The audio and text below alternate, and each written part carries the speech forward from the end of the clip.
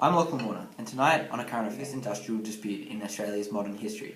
The 2011 Qantas Airlines dispute between several unions which resulted in the grounding of its fleet.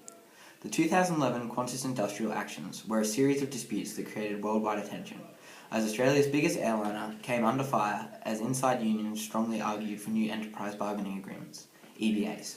Three unions representing Qantas high management and Qantas employees battled fiercely over pay and conditions, with the looming hope of Qantas announcing plans to launch a new airline in Asia, the numerous work stop actions being carried out by engineers, long-haul pilots and baggage and catering staff needed to be resolved. At the height of the dispute, on the 29th of October, Qantas unexpectedly grounded its entire domestic and international. We have decided to ground the Qantas international and domestic fleets immediately. I repeat, we are grounding the Qantas fleet now. Obviously, those flights that are currently in the air will complete their scheduled sectors. However, as from now, there will be no further Qantas domestic or international departures anywhere in the world. Jetstar and Qantas Link will continue to operate. Express Freighters Australia and Atlas Freighters will continue flying. JetConnect will also continue to operate Qantas services across the Tasman. We are looking out until the unions withdraw their extreme claim and reach an agreement with us. In tonight's segment, there is an extensive look into this complex dispute, including the parties involved, the issues leading up to the event, an evaluation of the impacts on Qantas and its employees, and how the dispute was resolved. The Qantas industrial argument featured two parties, Qantas management, led by Qantas CEO Alan Joyce, and three individual unions. In the 2011 dispute, the following three unions were involved. The Australian Licensed Aircraft Engineers Association, ALAEA, representing aircraft engineers. The Transport Workers Union of Australia, TWU, representing ground staff and baggage handlers. The Australian and International Pilots Association, AIPA, representing aircraft pilots, and specifically in this case long-haul pilots. While these unions are separate, they were collectively fighting for a new and better EBAs. Whilst each union had separate issues, all were centred around the same concerns. These included pay rises to occur under the same working conditions, job security for its employees as the number of foreign workers increased in Australia and the Asia-Pacific region, disapproval of aspects of Qantas's outsourcing. Also a major presence during this dispute was the National Workplace Relations Tribunal, Fair Work Australia, the FWA. Fair Work Australia is an independent body and an industrial court. It has the responsibility to carry out a range of roles, including industrial action, dispute resolution, enterprise bargaining, employment termination, and a safety net for minimum wages and employment conditions. As the FWA is a liable organisation for workplace disputes, it played a major role during the Qantas dispute by ending the industrial action due to the damage it was doing to the economy. One other third party involved was the Australian federal government, led by Julia Gillard, Prime Minister at the time. The federal government did not play a major role in the initial stages of the event, but stepped in when the issues escalated and there was a threat to the Australian economy.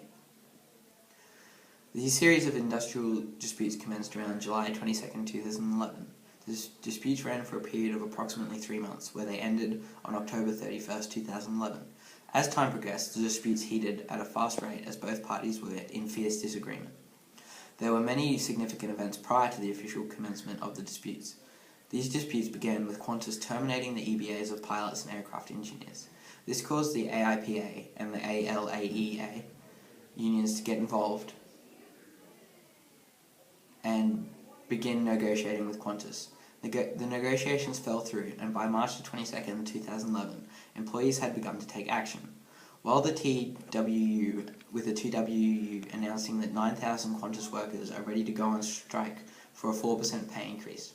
However, this had no effect on Qantas, and by July 27, 2011, all unions had voted in secret ballots for the protected industrial action that would eventually cause the grounding of the Qantas fleet.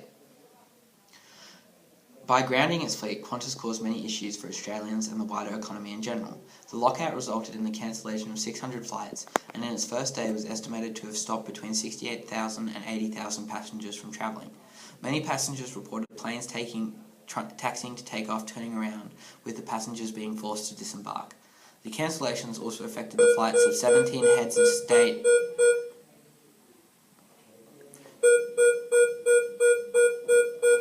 who were travelling to the Commonwealth Heads of Government meeting. These stranded passengers hurt Qantas' reputation and the reputation of Australia, as Qantas is Australia's major airline. The grounding was estimated to be costing Qantas $20 million a day. As a multi-billion-dollar company, some argued that this loss was not large for the company and their actions were purely to back unions into a corner. The cancellation of these flights put the economy of Australia in danger, as Qantas is Australia's major airline and has exclusive right to certain flight paths.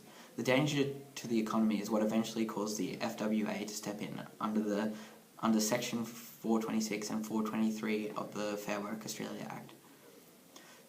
Section 426 states that protected industrial action may only be suspended or terminated by the Fair Work Commission if significant harm is being caused to a third party. The third party being harmed that enabled the termination of the action were the Qantas passengers that had been stranded. The risk to economy itself is covered in Fair Work Commission legislation, Section 424, which states that the FWC may terminate protected industrial action if there is a significant risk to the economy. From the beginning of the dispute, both parties involved had their sights on better and more profitable times to come. The unions wanted what is best for the employees they represent, with concerns relating to levels of pay, aspects of outsourcing and job security. In order for the three unions to stake its claim and contract new and improved EBAs, the unions had to go through a number of steps in legitimately taking industrial action against Qantas. These included actions such as to firstly request FWA to authorise a secret ballot allowing workers to vote for industrial action as a means of bargaining for their new enterprise agreements.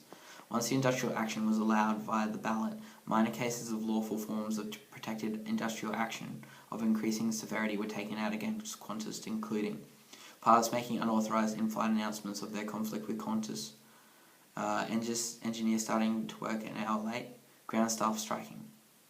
As the situation escalated, the workers under each union began making stronger impacts on the efficiency of Qantas operations.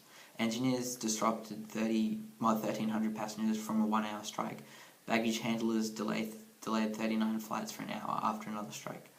By this time, Qantas had met the unions head-on in organising groundings of aircraft as well. The unions then challenged Qantas to heed its desires for new EBAs if it returned to full flight schedule, in turn for unions to abstain from further industrial action. These above actions were taken out by Qantas employees under the guidance of the unions in order to make us. Since early attempts getting Qantas's attention failed, the unions felt they had no other alternative but to increase the severity of the industrial actions taken out to further support their claims. The unions stubbornly fought as hard as they could for their cases and didn't falter in light of Qantas's own actions. All the unions' actions were deemed lawful by the Queensland Government, as they had the full backing of Australia's Fair Work Regulatory Administration.